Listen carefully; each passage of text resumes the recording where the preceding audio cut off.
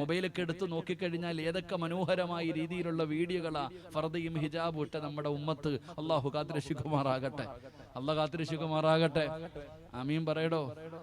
അത്ര ഇന്നും മൊബൈലിൽ എടുത്തു നോക്കുമ്പോൾ എന്തെല്ലാം മനോഹരമായ വീഡിയോകൾ. സുബ്ഹാനല്ലാഹ്, നമ്മുടെ മക്കളൊക്കെ നല്ല പുരോഗതിയാ, ഒന്നും പറയാൻ പറ്റത്തില്ല. പറഞ്ഞു പോയാ അള്ളാഹുവെ, പ്രത്യേകിച്ച് പെണ്ണുങ്ങളെ കുറിച്ച് എന്തെങ്കിലും പറയാൻ എനിക്ക് പേടിയാ. അള്ളാഹു കാക്കുമാറാകട്ടെ.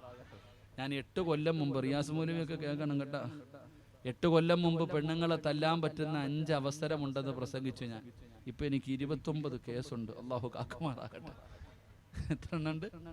29 കേസിലെ പ്രതിയാ ഞാൻ. കൊലപാതകം ചെയ്തിട്ടല്ല, പെണ്ണുങ്ങളെ തല്ലാൻ പറ്റുന്ന അവസരം പറഞ്ഞതിന്റെ പേരിൽ. ഉസ്താദന്മാരൊക്കെ പ്രസംഗിക്കുമ്പോൾ ഇരിക്കൊന്നും വേണ്ട, ഈ യൂട്യൂബിലൊക്കെ ഇഷ്ടം പോലെ വഴുത കിടക്കുന്നുണ്ട്. ക്ലിപ്പ് എവിടെ നിന്നാണ്? അതാ ഈ ലൈവ് ഇടുമ്പോഴേ പേടിയാ. അള്ളാഹു കാക്കുമാറാകട്ടെ. ആമീൻ പറയടോ. പെണ്ണുമ്പിള്ളെ അടിക്കുകയൊക്കെ ഇല്ല കേട്ടാ, ഭാര്യ ഒന്നും അടിക്കോ പിടിക്കോ ഒന്നും ചെയ്യരുത്. എല്ലാം കേസുകൾ എതിരായി വരുന്ന കാലം. ഞാൻ പറഞ്ഞു വന്നത്, എന്തെങ്കിലും പറയുമ്പോ നമ്മളെ പരിഹസിക്കുകയാ, വളരെ നിസ്സാരമായി കാണുകയാണ്, കളിയാക്കുകയാണ്. ഉസ്താദേ, നിങ്ങളൊക്കെ എന്തു പറഞ്ഞാലും ഞങ്ങൾ ഇങ്ങനാണ്, ഞങ്ങളെ മാറൂല, ഞങ്ങൾ മാറൂല എന്ന് പറഞ്ഞുകൊണ്ട് അള്ളാന്റെ ദീനിനെ നാണം കെടുത്തുന്ന രീതിയിൽ ജീവിക്കുന്നവരുണ്ടല്ലോ. എന്റെ പ്രിയപ്പെട്ട ചെറുപ്പക്കാരാ, എങ്ങനെ വേണമെങ്കിലും ജീവിച്ചോ മക്കളെ, ഞങ്ങൾക്കൊന്നുമില്ല.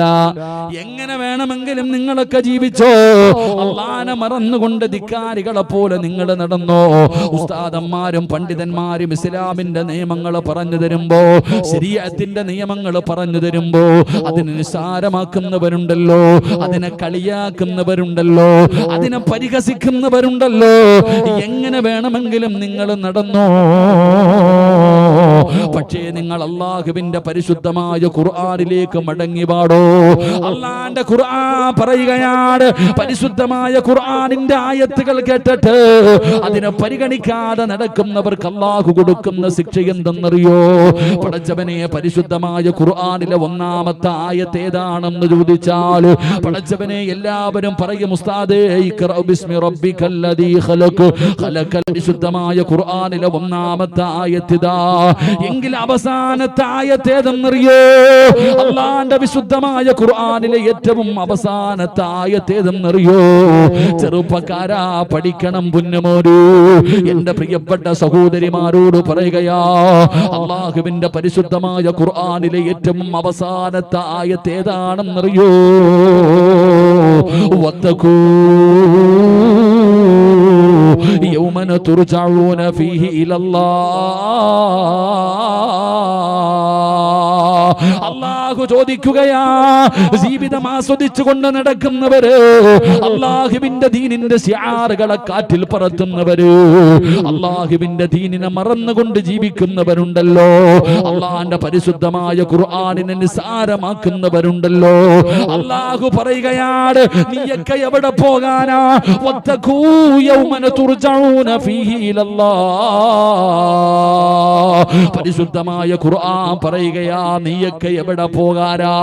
നമ്മൾ സാധാരണ പറയുമല്ലോ, ഓം തോടിയാൽ എവിടെ വരെ ഓടുമെന്ന്. ചെറുപ്പക്കാരാ, നീ എവിടെ പോകാനാടാ? അല്ലാഹു പറയുകയാ,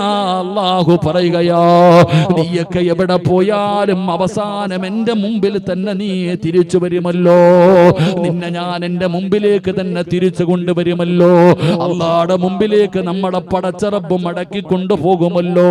അള്ളാഹു പറയുകയാ, ഞാൻ ആരാണെന്ന് നിനക്ക് കാണിച്ചു തരാ. എന്റെ പരിശുദ്ധമായ കലാമിനെ പരിഗണിക്കാതെ നടന്നു വരൂ. അതിനവഗണിച്ച മനുഷ്യ,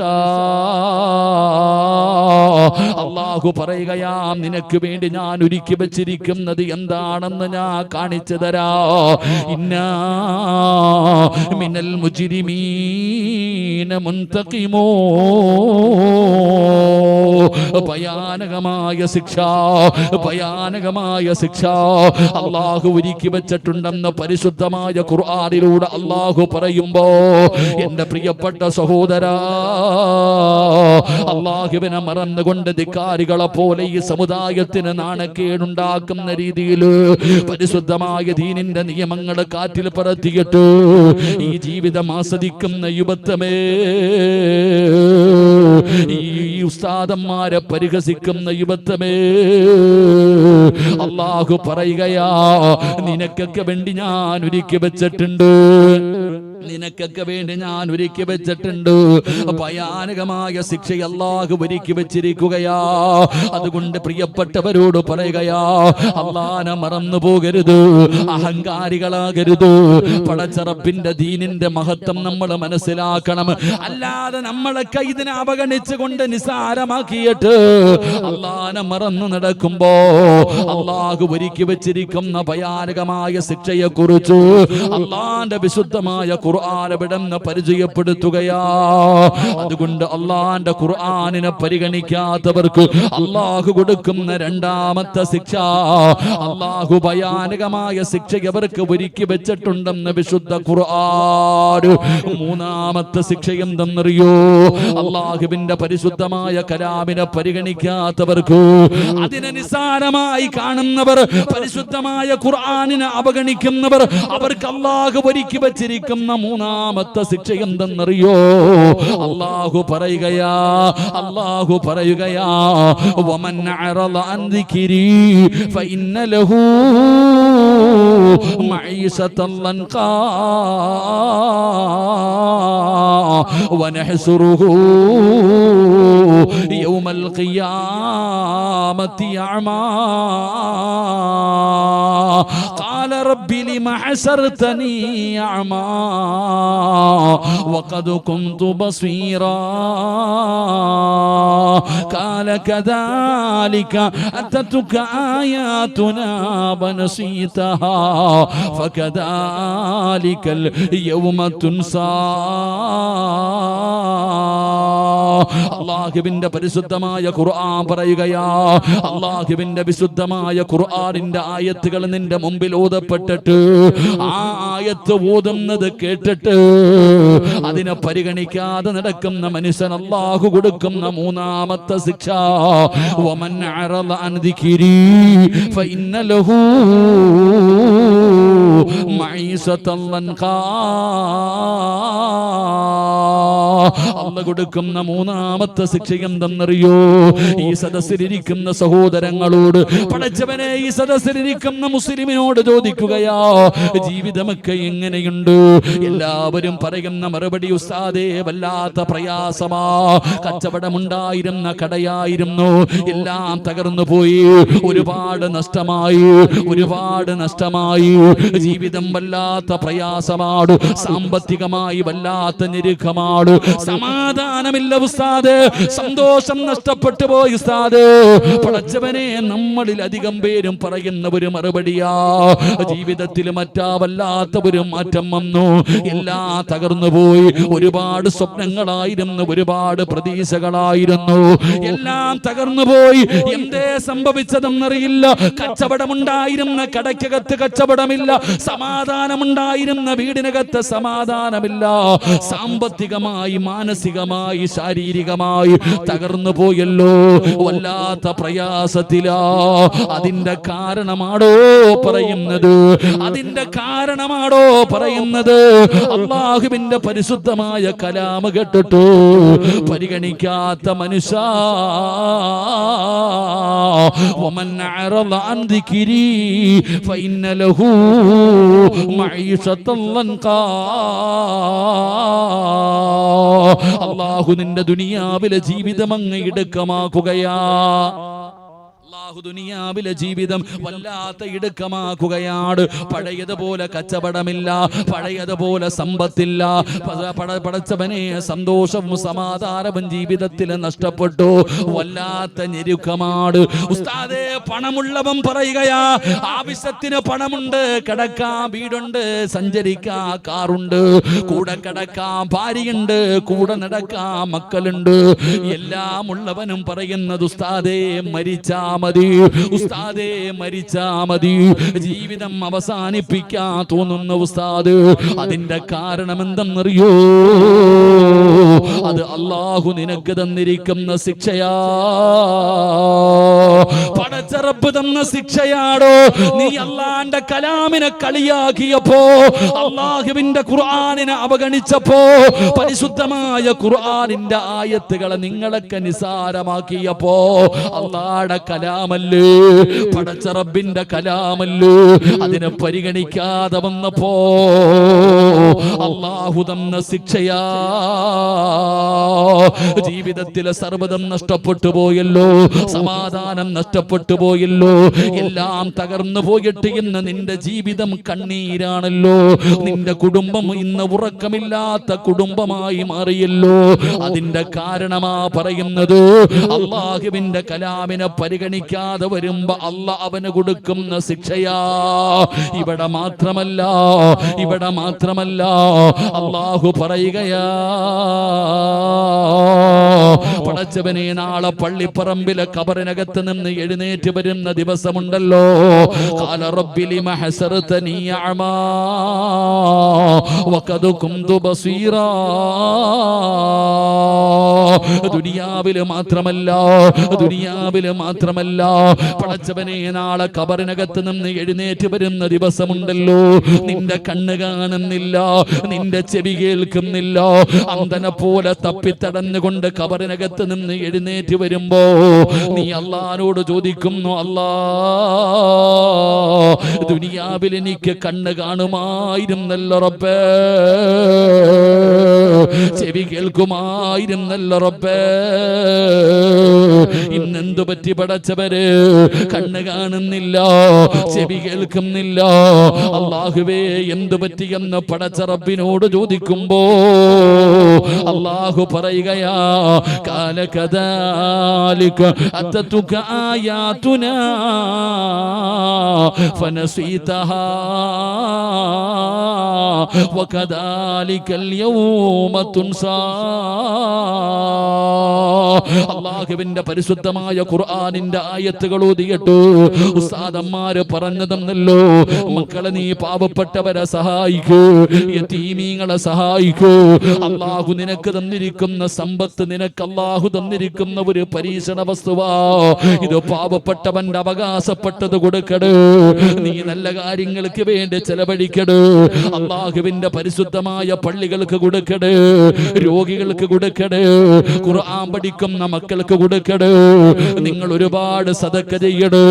ഇതാണ് പ്രതിഫലമെന്ന് പരിശുദ്ധമായ ഖുർആൻ നിങ്ങൾക്ക് പറഞ്ഞു തരുമ്പോൾ, ക്യാൻസർ പിടിച്ചവന്, മാരകമായ രോഗം പിടിച്ചവന് നിന്റെ കണ്ണിന്റെ മുമ്പിൽ വന്ന് കൈനീട്ടിയിട്ട് കൊടുത്തില്ലല്ലോ, പരിഗണിച്ചില്ലല്ലോ, അവഗണിച്ചില്ലേ, നിസാരമാക്കിയില്ലേ?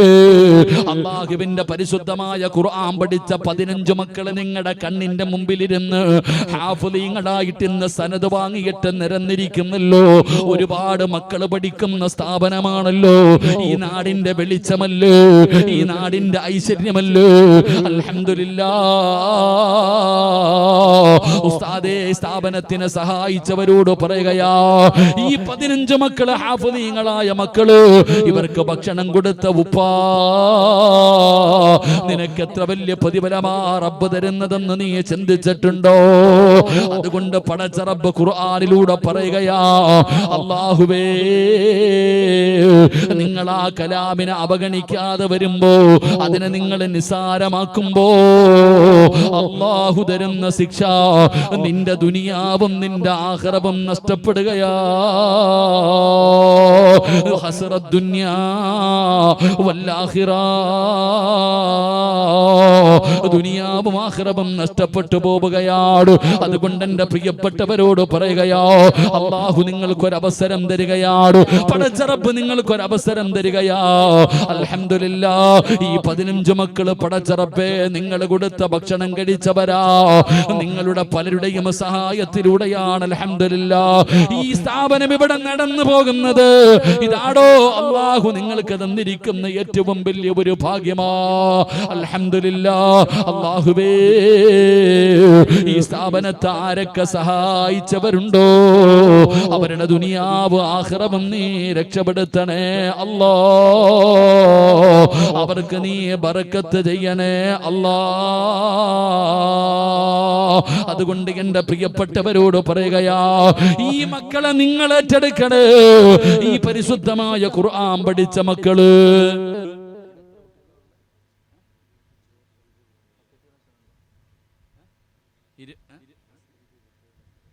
അൽഹംദുലില്ലാഹ് 25 മക്കൾ. ഈ മക്കൾ ഈ പഠിക്കുന്ന 15 പേരല്ലേ ഇന്ന് 14 മക്കൾ ഹാഫിളീങ്ങളായി. അള്ളാഹു ഈ മക്കൾക്ക് അള്ളാഹു ഖുർആൻ അവരുടെ ഹൃദയത്തിൽ അള്ളാഹു ഉറപ്പിച്ചു കൊടുക്കുമാറാകട്ടെ.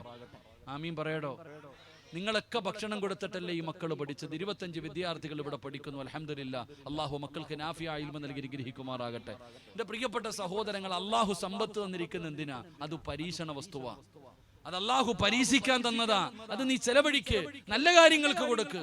എന്റെ പ്രിയപ്പെട്ടവരെ, പാപങ്ങൾക്കും യതീമീങ്ങൾക്കും പള്ളികൾക്കും രോഗികൾക്കും സ്ഥാപനങ്ങൾക്കും ഇതുപോലെയുള്ള മക്കൾക്ക് ഭക്ഷണം കൊടുക്ക്. അള്ളാഹു ബർക്കത്ത് ചെയ്യുമാറാകട്ടെ. ഇപ്പൊ സംഘാടക ബക്കറ്റ് നിങ്ങളുടെ മുമ്പിലേക്ക് വരുന്നു. നിങ്ങളുടെ മുമ്പിലേക്ക് ബക്കറ്റ് വരുന്നു. ഈ ബക്കറ്റിന്റെ അകത്ത് പൈസ ഇട്ടാൽ ആർക്കാ നേട്ടം? നിനക്കാ നേട്ടം, അള്ളാഹിക്കല്ല. നമ്മുടെ പൈസ അള്ളാഹിക്ക് വേണ്ട. നമ്മുടെ മുന്നിലേക്ക് ബക്കറ്റ് വരുമ്പോ ആ ബക്കറ്റിന്റെ അകത്ത് നമ്മുടെ കയ്യിലുള്ളത് എടുത്തു കൊടുത്താ നമുക്ക് കിട്ടുന്ന പ്രതിഫലം എന്താ? നിനക്ക് വരാനിരിക്കുന്ന വിപത്തുകൾ സദക്ക തട്ടിമാറ്റുമെന്ന് നബിയുനാ റസൂലുള്ളാഹി. അസ്സദഖത്തു റദ്ദുൽ ബലാ. വരാനിരിക്കുന്ന വിപത്തുകൾ, അപകടങ്ങൾ, ദുരന്തങ്ങൾ ഇതെല്ലാവർക്കും അറിയാം. അറിയാത്ത ആരുമില്ല. ബക്കറ്റ് മുമ്പിൽ വരുമ്പോ നമ്മൾ പൊട്ടം കളിക്കും. നമ്മൾ അങ്ങോട്ടും ഇങ്ങോട്ടും തിരിഞ്ഞു നോക്കും. നിക്ക് ഉസ്താദെ പോലെ അവിടെ നിൽക്കി, ബക്കറ്റ് എടുക്കല്ലേ, എടുത്തവിടെ നിന്നോ. ഉദാഹരണം ഞാൻ പറയാം. ഇന്ന് വയല് കടിഞ്ഞ് തിരിച്ച് വീട്ടിലേക്ക് ചെന്നു. താമസിച്ചു എന്ന് പറഞ്ഞ് ചാടി ബാത്റൂമിനകത്ത് കയറി തെറ്റിയടിച്ച് താഴെ വീണു. അള്ളാഹു നമ്മളെ കാക്കുമാറാകട്ടെ. ആര് വേണമെങ്കിലും വീഴാം, അള്ളാഹു കാക്കുമാറാകട്ടെ. അപ്പൊ വീണു, നിലവിളി കേട്ടു, മക്കൾ ഓടി വന്നു, പൊക്കിയെടുത്തു. അൽഹംദുലില്ലാഹ്, പെട്ടെന്ന് പൊക്കിയെടുത്തു. ഒന്നീ അസീസി അല്ലെങ്കിൽ നേരെ മെഡിക്കൽ കോളേജ്, എങ്ങോട്ടെങ്കിലും മെഡിസിറ്റി എങ്ങോട്ടെങ്കിലും കൊണ്ടുപോയി ഉടനെ ഡോക്ടർ പറയുകയാ, ഐസിയുവിന്റെ വാതിൽ തുറന്നിട്ട് പറഞ്ഞ് AC-ക്കകത്ത് കയറ്റി കിടത്തിക്കൊള്ളാം. നേരെ അകത്തോട്ട് കയറ്റി. കുറച്ചു കഴിഞ്ഞ് ഡോക്ടർ വന്നിട്ട് പറയുകയാ, ബ്ലഡ് ക്ലോട്ടായിട്ടുണ്ട്, ഇത്തിരി സീരിയസ് ആണ്, സർജറി വേണം, 24 മണിക്കൂർ കഴിഞ്ഞിട്ട് എന്തെങ്കിലും പറയാം. നാളെ രാവിലെ ഇവിടുത്തെ പ്രിൻസിപ്പാൾ ഉസ്താദിന്റെ റൂമിന്റെ മുമ്പിൽ നിന്റെ മോൻ വന്ന് നിൽക്കുന്നുണ്ട്. ഉസ്താദ് ചോദിച്ചു, എന്തിനാ മോനെ വന്നേ? ഉമ്മ പറഞ്ഞു വിട്ടതാ ഉസ്താദ്, ഇന്നലെ രാത്രി വാപ്പ ബാത്റൂമിനകത്ത് വീണിട്ട് വയ്യാതിപ്പോ ഹോസ്പിറ്റലിൽ കിടക്ക, ഉമ്മ വിട്ടതാ. എന്താ മോനെ? ഉസ്താദ്, കുട്ടികൾക്ക് ഒരു നേരത്തെ ഭക്ഷണത്തിന്റെ പൈസ ഉണ്ട്. ഉസ്താദ് മുത്തല്ലിങ്ങളെയൊക്കെ ഒന്ന് വിളിച്ചിരുത്തിയിട്ട് ദുആ ചെയ്യണം, എന്റെ വാപ്പ രക്ഷപ്പെടാൻ. ഉസ്താദിന്റെ അടുക്ക വന്നിട്ട് ദുആ ചെയ്യണം എന്നല്ല പറയുന്നത്, അതിനോടൊപ്പം ഒരു സദക്ക കൊടുത്തിട്ട് പറയാ ദുആ ചെയ്യാൻ. അപ്പൊ നിങ്ങൾക്കറിയാം സദക്ക കൊടുത്താൽ രക്ഷപ്പെടുമെന്ന്. അല്ലാഹു ഈമാൻ തരുമാറാകട്ടെ. പാവപ്പെട്ടവൻ കണ്ണിന്റെ മുമ്പിൽ വന്ന് ചോദിച്ചപ്പോ കൊടുക്കാൻ വയ്യ. ഭർത്താവിന് ക്യാൻസറിന്റെ ടെസ്റ്റിന് അയച്ചിട്ടുണ്ട്. എന്റെ സഹോദരിയുടെ മുമ്പിൽ ബക്കറ്റുമായിട്ട് വരുമ്പോ മിണ്ടാതിരുന്നു, ഒന്നും കൊടുക്കാൻ വയ്യ. ആ സഹോദരിയുടെ ശരീരത്തിൽ ഒരു മുഴ കണ്ടു. ഡോക്ടർ പറഞ്ഞു ഒന്ന് ബയോപ്സി അയക്കണം, ക്യാൻസർ ആണോ എന്ന് ടെസ്റ്റിന് അയച്ചപ്പോ സ്വർണ്ണമോതിരം പള്ളിക്ക്. അൽഹംദുലില്ലാഹ്, അപ്പമ്മ കൂരി കൊടുക്കാൻ അറിയാം. കാരണം നിങ്ങൾക്കറിയാം സദക്ക വിപത്തിനെ തട്ടിമാറ്റും, രോഗത്തിനെ മാറ്റും. എന്റെ പൊന്നാര ചങ്ങാതിമാരെ, 25 വിദ്യാർത്ഥികൾ പഠിക്കുന്ന ഖുർആൻ പഠിക്കുന്ന മക്കൾ, ഫേസ്ബുക്കും വാട്സപ്പും ഇൻസ്റ്റാഗ്രാം ഒന്നുമില്ല. അള്ളാന്റെ ഖുർആൻ പഠിക്കുന്ന മക്കൾ, ആ മക്കളുടെ ഭക്ഷണത്തിന് വേണ്ടി, അവരുടെ ചെലവിന് വേണ്ടി ബക്കറ്റ് നിന്റെ മുമ്പിലേക്ക് വരുന്നു. അള്ളാഹു തന്നതിൽ നിന്ന് ഒരൽപ്പം എടുത്ത ബക്കറ്റിന്റെ അകത്തിട്. നിനക്ക് വരാനിരിക്കുന്ന ദുരന്തം, നിനക്ക് വരാനിരിക്കുന്ന അപകടം, നിന്റെ ശരീരത്തിൽ ഏത് മാരക രോഗത്തിന്റെ അണുക്കളുണ്ടെങ്കിലും ഈ സദക്കയ്ക്ക് അത് കരിച്ചു കളയാൻ കഴിയുമെന്ന് ആദരവായ പ്രവാചകൻ നബി മുഹമ്മദ് മുസ്തഫ. മനസ്സറിഞ്ഞിട്ട് അൽഹംദുലില്ലാഹ്, എന്റെ കയ്യിലുള്ളതിൽ ഒരൽപ്പം അള്ളാഹുവിന്റെ ഖുർആൻ പഠിക്കുന്ന മക്കൾക്ക് വേണ്ടി മാറ്റിവെക്കാൻ കഴിഞ്ഞാൽ ബാത്റൂമിൽ വീഴാതെ തന്നെ രക്ഷപ്പെടും. അള്ളാഹു നമ്മളെ കാക്കുമാറാകട്ടെ. ഇടപെടിയാതെയും രക്ഷപ്പെടാൻ സദക്ക കൊണ്ട് കഴിയുന്നവർ നല്ല കാര്യം. എത്രയോ അപകടങ്ങൾ, ദുരന്തങ്ങൾ രക്ഷപ്പെടുന്നത് സദക്ക കൊണ്ടാ. എത്രയോ മാരകമായ രോഗങ്ങൾ. അള്ളാഹുവേ പടച്ചവനെ, ആരെല്ലാം ഈ മക്കളെ സഹായിക്കുന്നുണ്ടോ അവരെ നീ ഏറ്റെടുക്കണേ തമ്പുരാൻ. ഇനി പൊക്കോ. അൽഹംദുലില്ലാഹ്, എല്ലാവരും ഒന്ന് പോക്കറ്റ് കൈയിട്ടെ, ഒന്ന് പോക്കറ്റ് കൈയിടോ എല്ലാവരും. ഒന്നിട്ടോ, അൽഹംദുലില്ലാഹ്, ഒന്നിട്ടോ, ചുമ്മാതിട്ടോ, പൈസ എടുത്തില്ലെങ്കിലും കൈയിട്ടോ, പോക്കറ്റിൽ പ്രതിഫലമുണ്ട്. സ്വല്ലല്ലാഹു അലാ മുഹമ്മദ്.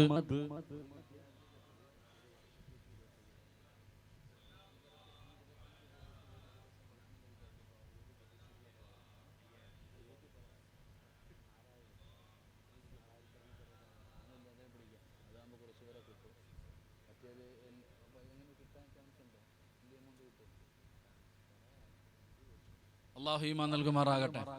ബക്കറ്റ് കൊണ്ടുപോകണ രണ്ടുപേര് ഇത്തിരി സ്പീഡ് കൂടുതലാട്ടോ. അപ്പൊ ഇത്തിരി സ്പീഡ് കുറച്ച് ഇൻഷാ അല്ലാഹ്.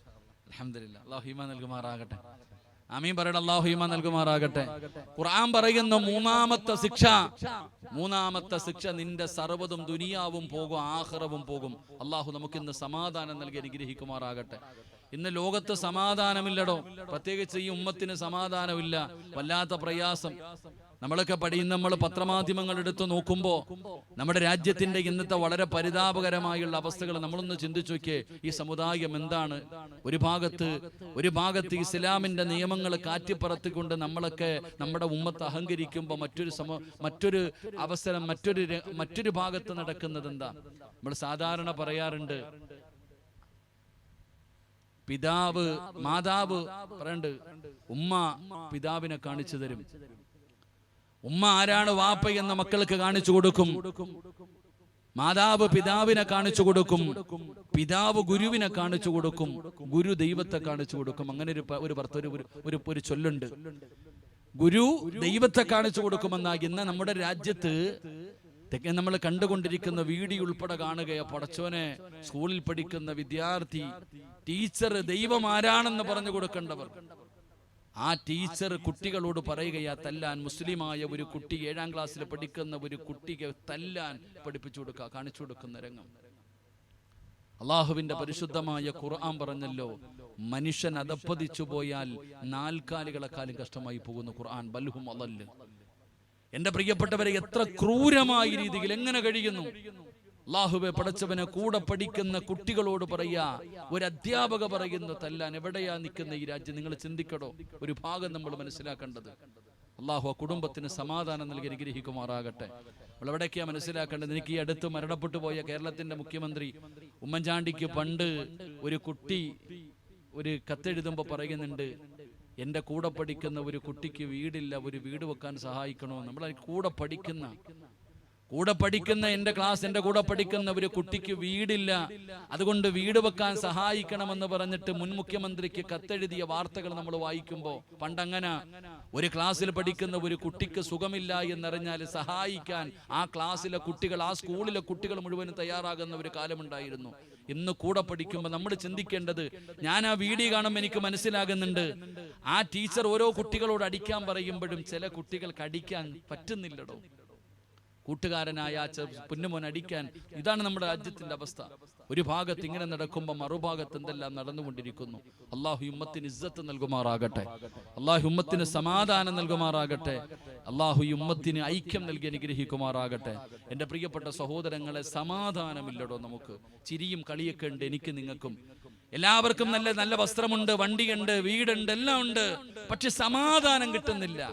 പലരും പറയുന്നത്, ഉസ്താദെ, നല്ല കച്ചവടമുണ്ടായിരുന്ന കടയായിരുന്നു, സാമ്പത്തികമായി നല്ല നിലയിലായിരുന്നു, ഇപ്പൊ എല്ലാം പോയി ഉസ്താദെ, എന്തോ പ്രയാസം, സമാധാനമില്ല.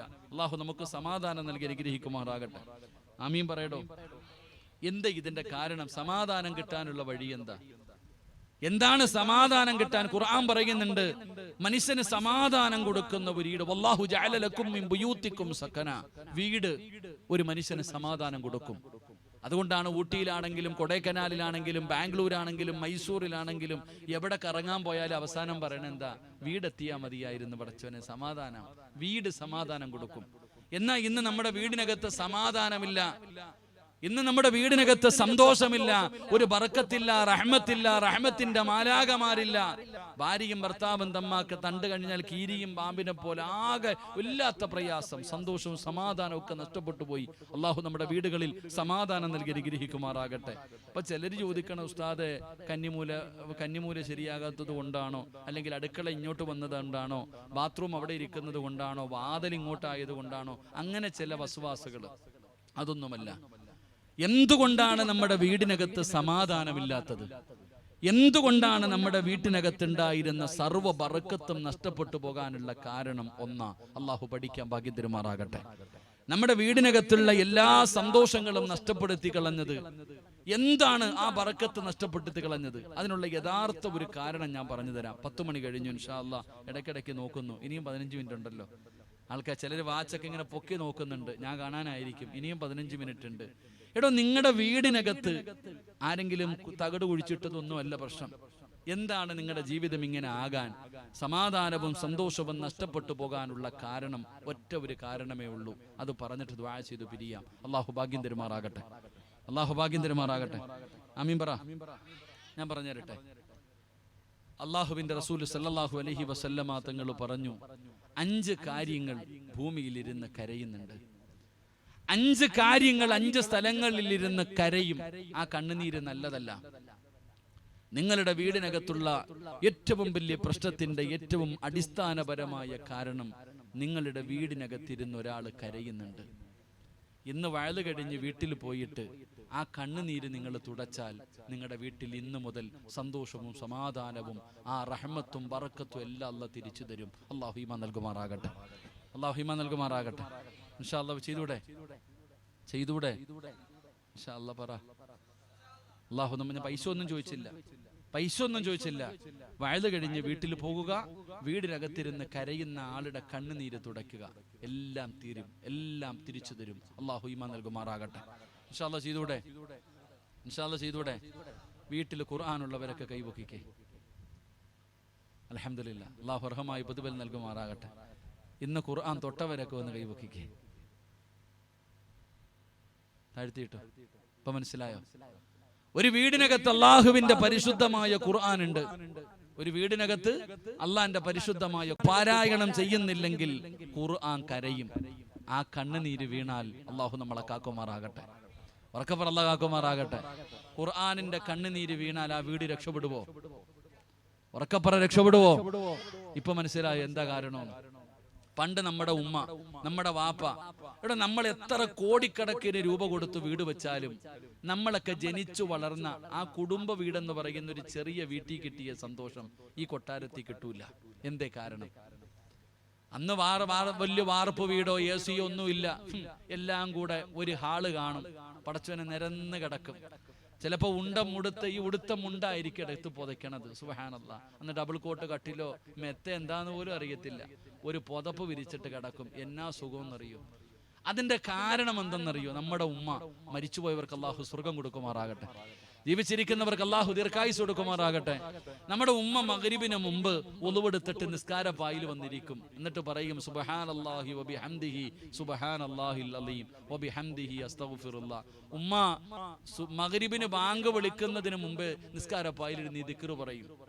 മഗ്രിബിന്റെ ബാങ്ക് വിളിച്ചു, ഫർള് നിസ്കരിച്ചു, സുന്നത്ത് നിസ്കരിച്ചു. എന്നിട്ട് ഉമ്മ നേരെ ഖുർആൻ എടുക്കും. അള്ളാന്റെ ഖുർആൻ എടുത്തിട്ട് സൂറത്തുൽ വാഖിഅ, സൂറത്തുൽ മുൽക്ക്, സൂറത്തു സജദ, സൂറത്തു റഹ്മാൻ, സൂറത്തു യാസീൻ, ഈ 5 സൂറത്ത് ഓതും മഗ്രിബിന്റെ ഇശായിന്റെ ഇടയിൽ.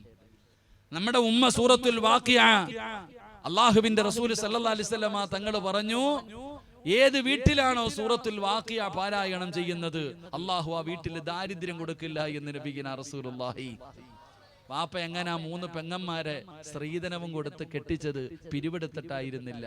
കൂലിപ്പണിക്കാരനായ വാപ്പ ലോൺ എടുത്തിട്ടല്ല പെങ്ങളെ കെട്ടിച്ചത്.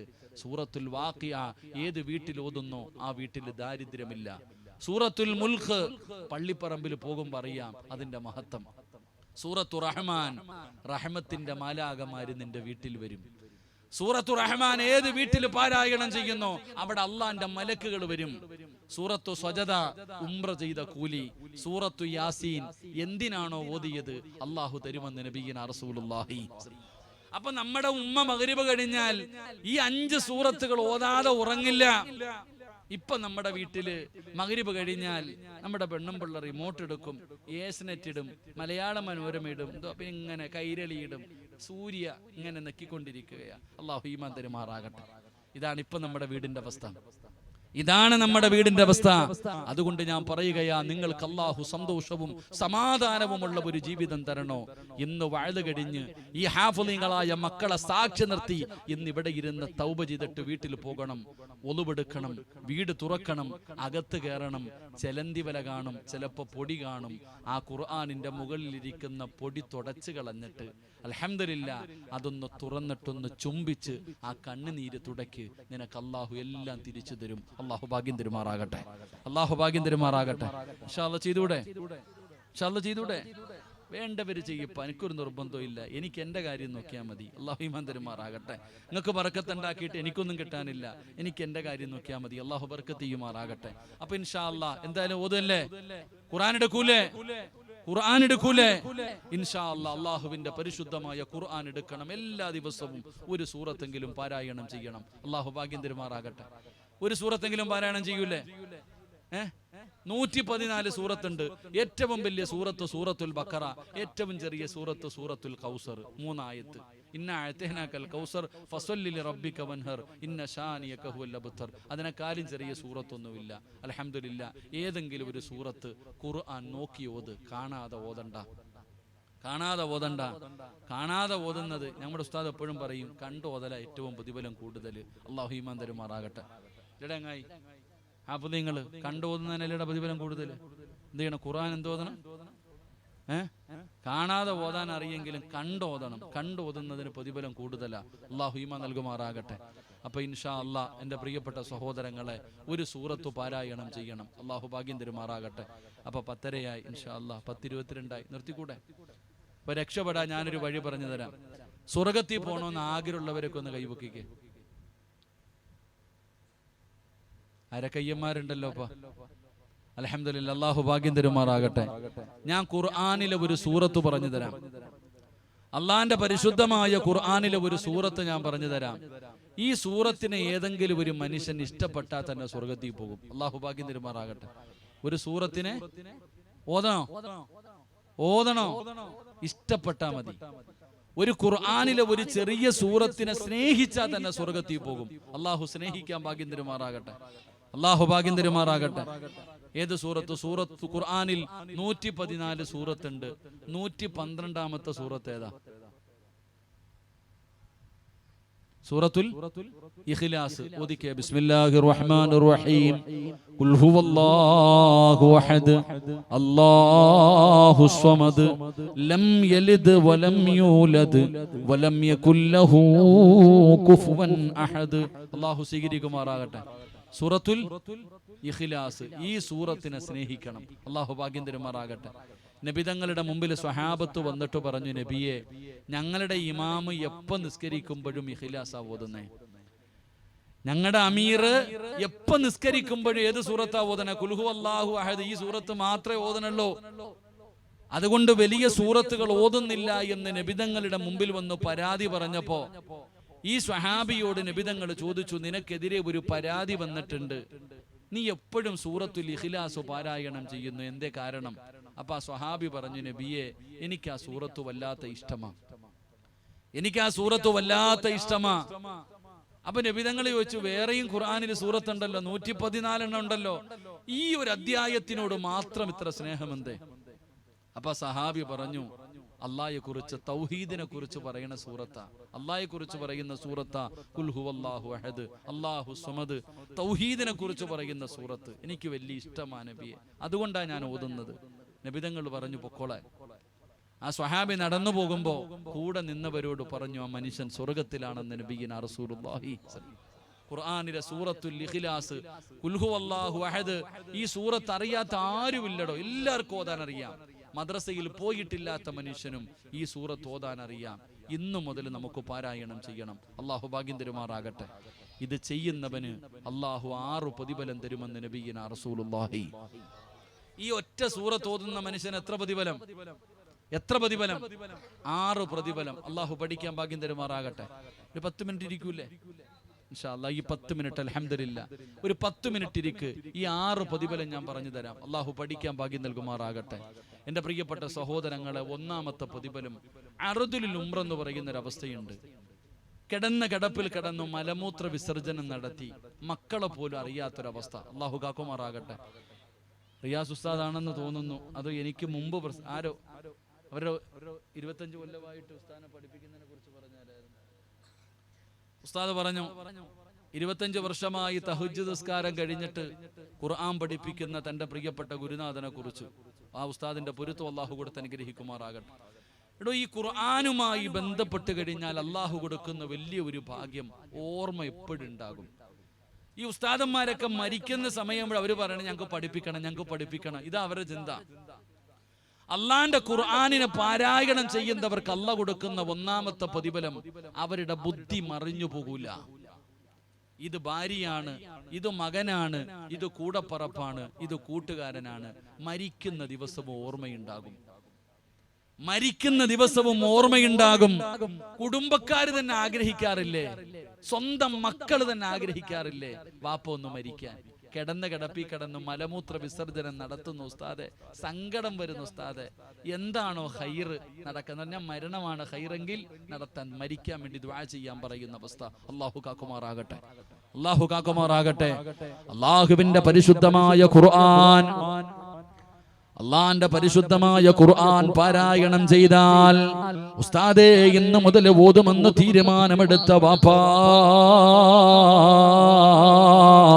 അല്ലാഹു തരുന്ന പ്രതിഫലമാ പറയുന്നത്.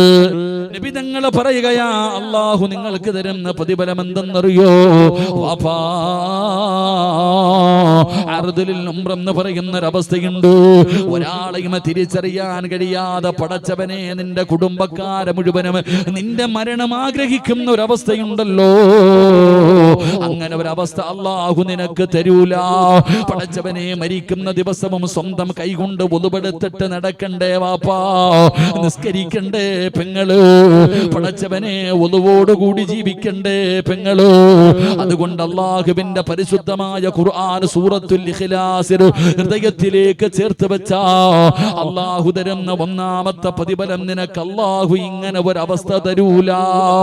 രണ്ടാമത്തെ പ്രതിഫലം എന്തെന്നറിയോ? എന്തായാലും നമ്മളെല്ലാവരും ഒരു ദിവസം മരിക്കുമല്ലോ. എപ്പോഴെവിടെ വെച്ച് ഏത് രീതിയിലാണ് മരണം കടന്നു വരുന്നതെന്നറിയില്ലോ. അത് വഅദ് പറയുമ്പോഴാണോ, വഅദ് കേൾക്കുമ്പോഴാണോ, പോകുന്ന വഴിയിലാണോ, വാഹനത്തിനകത്താണോ, പടച്ചവനെ ഹോസ്പിറ്റലിന്റെ ഐസിയുവിലാണോ, പള്ളിക്കകത്താണോ, നിസ്കാരപ്പായിലാണോ, എവിടെ വെച്ചാണ് മരണം നിന്നെ തേടി വരുന്നതെന്ന് എനിക്കും നിങ്ങൾക്കും അറിയില്ലല്ലോ. എപ്പോ വേണമെങ്കിലും മരണം കടന്നു വരുമല്ലോ. എപ്പോഴാണ് മരണം വരുന്നതെങ്കിലും എവിടെയെങ്കിലും കടന്ന് എങ്ങനെയെങ്കിലും മരിച്ചാ പോരാ.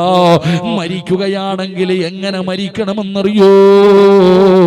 അല്ലാഹു പറയുകയാ, വാപ്പാ വെറുതെ മരിച്ചാ പോരാ, പെങ്ങളെ എവിടെയെങ്കിലും കിടന്ന് മരിച്ചാ പോരാ.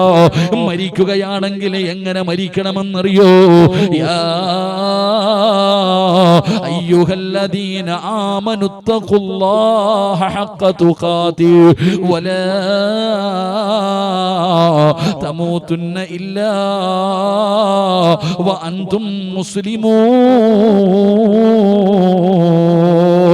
മരിക്കുകയാണെങ്കിൽ നിങ്ങൾ മുസ്ലിമായിട്ടേ മരിക്കാവൂ.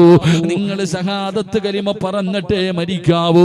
ഈമാനോടുകൂടിയേ മരിക്കാവൂ എന്ന് അല്ലാഹുവിന്റെ വിശുദ്ധമായ ഖുർആൻ എവിടെന്ന് പറയുമ്പോ വാപ്പാ, ഒരു നല്ല മരണം വേണമെന്ന് ആഗ്രഹിക്കുന്ന പെങ്ങള്, പടച്ചറപ്പേ നിങ്ങൾക്ക് അല്ലാഹുവിന്റെ പരിശുദ്ധമായ ഖുർആനിനെ സ്നേഹിക്കാൻ കഴിയോ? നിങ്ങൾക്ക് ഖുർആൻ പാരായണം ചെയ്യാൻ കഴിയുമോ? അല്ലാഹു നിങ്ങൾക്ക് നല്ല മരണം തരും പാപ്പാ.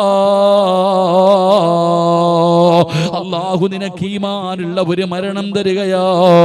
വെള്ളിയാഴ്ച രാവിലോ പകലിലോ ഒരു ശഹീദിനെ പോലെ മരിക്കണ്ടേ. അല്ലാഹുവിന്റെ സ്വർഗം കണ്ടുകൊണ്ട് മരിക്കണ്ടേ. ലാ ഇലാഹ ഇല്ലല്ലാഹ്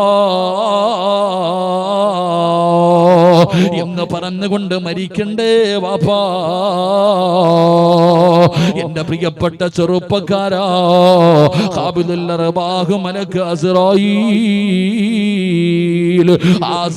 എന്ന് പറയുന്ന മലക്ക് നിന്റെ കാലിന്റെ തള്ളവിരൽ മുതൽ റൂഹ് പിടിച്ചു. ആ റൂഹ് നിന്റെ തൊണ്ടക്കുടിയിൽ കൊണ്ടുവരുമ്പോ, ആ തൊണ്ടക്കുടിയിൽ നിന്ന് റൂഹ് വലിച്ചെടുക്കുമ്പോ അല്ലാഹു നന്ന നാവ് കൊണ്ട് ജീവിതത്തിൽ അവസാനമായി പറയേണ്ട വാക്കേതാ? ലാ ഇലാഹ ഇല്ലല്ലാഹ് ഇത് പറഞ്ഞിട്ട് വേണം മരിക്കാൻ. ഈമാനോട് വേണം മരിക്കാൻ. ഈമാനുള്ള ഒരു മരണമാണ് നമുക്ക് വേണ്ടത്. അതുകൊണ്ട് അല്ലാഹു പറയുകയാണ്, നിങ്ങൾ എവിടെ കിടന്ന് മരിച്ചാലും നിങ്ങൾ മുസ്ലിമായിട്ടേ മരിക്കാവൂ. അതുകൊണ്ട് എന്റെ പ്രിയപ്പെട്ടവരോട് പറയുകയാ, രണ്ടാമത്തെ പ്രതിഫലം നിനക്ക് ഈമാനുള്ള ഒരു മരണമാ. മൂന്നാമത്തെ പ്രതിഫലം എന്തെന്നറിയോ? നമ്മളെല്ലാവരും ജീവിതത്തിൽ ഒരുപാട് മയ്യത്തുകൾ കണ്ടവരാ. ജീവിതത്തിൽ ഒരുപാട് മയ്യത്ത് കണ്ടവരാണ്. എന്നാൽ ആ കണ്ട മയ്യത്തുകളെ മുഴുവനും ഓർമ്മയില്ല.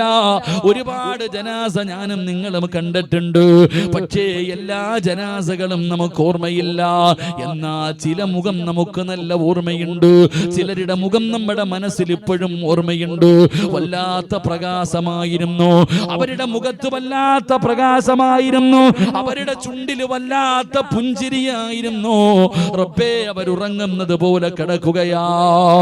എന്റെ പ്രിയപ്പെട്ടവരെ, ഖുർആൻ ഓതുന്നവർക്ക് അല്ലാഹു തരുന്ന മൂന്നാമത്തെ പ്രതിഫലം, നിന്റെ മയ്യത്ത് കണ്ടവര് നിന്നെ മറക്കൂല വാപ്പാ. അല്ലാഹുവിന്റെ പരിശുദ്ധമായ ഖുർആൻ ഓതി ജീവിച്ചിരുന്ന നിന്റെ മാതാവ് മരിച്ചു കിടന്നപ്പോ ഉമ്മാടെ മുഖമൊന്ന് ഓർത്തു നോക്കൂ. പടച്ചവനെ, അതാ മഗ്രിബ് നമസ്കാരം കഴിഞ്ഞ് വാക്യ ഓതിയ, മുൽക്കോതിയ, സജദ ഓതിയ, പടച്ചവനെ നിന്റെ പ്രിയപ്പെട്ട മാതാവ് മരിച്ചെന്ന് കേട്ട് സങ്കടപ്പെട്ടുകൊണ്ട് റൂമിനകത്തേക്ക് ഓടിച്ചെന്നപ്പോ റൂമിനകത്ത് വല്ലാത്ത സുഗന്ധമാ. ഉമ്മാടെ മുഖത്ത് നോക്കുമ്പോ വല്ലാത്ത പ്രകാശമാണ്. പടച്ചവരെ, ഉമ്മ മരിച്ചു കിടന്നപ്പോ മുഖത്ത് വല്ലാത്ത പ്രകാശമായിരുന്നു. ഉമ്മാടെ ചുണ്ടിൽ വല്ലാത്ത പുഞ്ചിരിയായിരുന്നു. പടച്ചറപ്പേ, ഇതുപോലെ ഒരു മരണമാണ്. എന്റെ പ്രിയപ്പെട്ട സഹോദരിമാരെ, അല്ലാഹുവിന്റെ പരിശുദ്ധമായ ഖുർആനിനെ പാരായണം ചെയ്താൽ അല്ലാഹു നിനക്ക് തരുന്ന പ്രതിഫലം നിന്റെ ജനാസ കണ്ടവരെ മറക്കൂല.